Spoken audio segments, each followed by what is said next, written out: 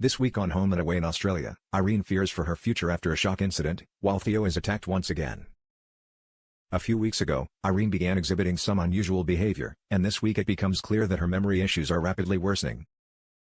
Irene was delighted when Alf mentioned that Rue was finally starting to feel better following her difficult time with foster child Eliza. However, when Marilyn repeated the update at the coffee cart later the same day, Irene joyfully reacted as if it was the first time she'd heard the news, leaving John puzzled, having already heard Irene say the exact same thing earlier in the day. Then, last week, Irene completely forgot that she had arranged to have dinner with John at Salt. John waited for half an hour before heading to the diner, where he found Irene happily working away, with no recollection of their dinner plans. Moz was equally confused, as Irene had asked her to close up so she could have the evening off. When John showed Irene the text she had sent confirming their plans, she couldn't understand how she had no recollection of sending it. While she blamed her forgetfulness on exhaustion from baby Archie keeping her awake, and later agreed with Moz's suggestion that maybe she wasn't comfortable being in a restaurant surrounded by alcohol, it soon became clear that Irene's memory issues were worrying her. The following day, Leah asked Irene if she was still happy to cover her shift so she could go to Kirby's album launch. When Irene briefly hesitated, Leah reminded her that they'd previously discussed it. "Yes, Leah, I know," Irene snapped back. "All right, I'm not a flippin' imbecile." Later, Irene opened up to John, admitting that her memory lapses were becoming increasingly common, and that she'd found herself standing in the middle of the garden in her nightie, with no idea what she was doing there.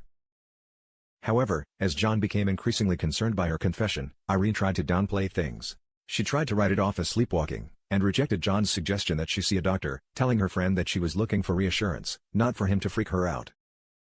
Yet later this week, Irene suffers another scare, and it's one that could have had serious consequences. As she prepares to leave the beach house and head to work at the diner, Irene is stopped in her tracks by the sound of a loud cry. She waits, and a few seconds later, the sound rings out again. Suddenly, she realizes what it is, baby Archie, crying nearby. The house is otherwise empty, Harper's out, and Irene was meant to be babysitting.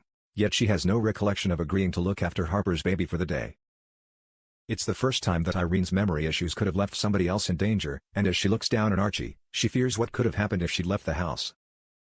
She calls John, and he arrives to find Irene in distress. She finally opens up about what's happened, and tearfully admits that she needs help. Will Irene be okay? Elsewhere, Theo faces another shocking attack later this week, just weeks after his ordeal at the hands of the River Boys. Theo's ordeal first began when he took out a loan to do up a car, after deciding he needed a new hobby. He began to struggle with the repayments, and when his new friend Sonny, who was also struggling with his own finances, met Riverboy leader Gage, their prayers were answered. The pair began repairing cars for the dodgy surf gang from nearby Mangrove River, in exchange for copious amounts of cash. The gang had recently begun illegal street racing, and it wasn't long before Theo began to race for them.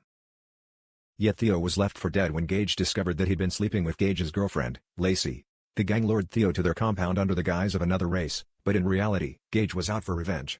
The boys tied Theo up and strapped him to the ground, before Gage lowered Theo's own car onto him, crushing his chest. Theo was rescued by Sonny just in time, but after a stint in hospital where it wasn't certain he was going to survive, he's been forced to undergo weeks of physical therapy to recover from his injuries.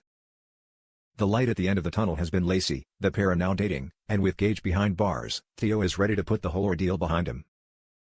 Theo has definitely been through a lot with the River Boys, and I think it has made him stronger and only solidified his feelings for Lacey, Matt Evans tells TV Week. Yet this week, he's set to face another terrifying attack. Having decided to sell his precious car to help Lacey find her feet in Summer Bay, Theo places an ad. Within hours, the offers begin rolling in, and the highest offer is happy to pay in cash. Lacey is suspicious of the offer, but Theo is determined to get rid of the car as quickly as possible. As he meets the buyer, the cash is handed over, and Theo says goodbye to his car. However, things take a shocking turn as Theo walks off with his bag of cash. As he heads to the bank, Theo is jumped, his money is stolen, and with one punch, he's knocked out cold. Are the River Boys back for another round of revenge, and will Theo pull through?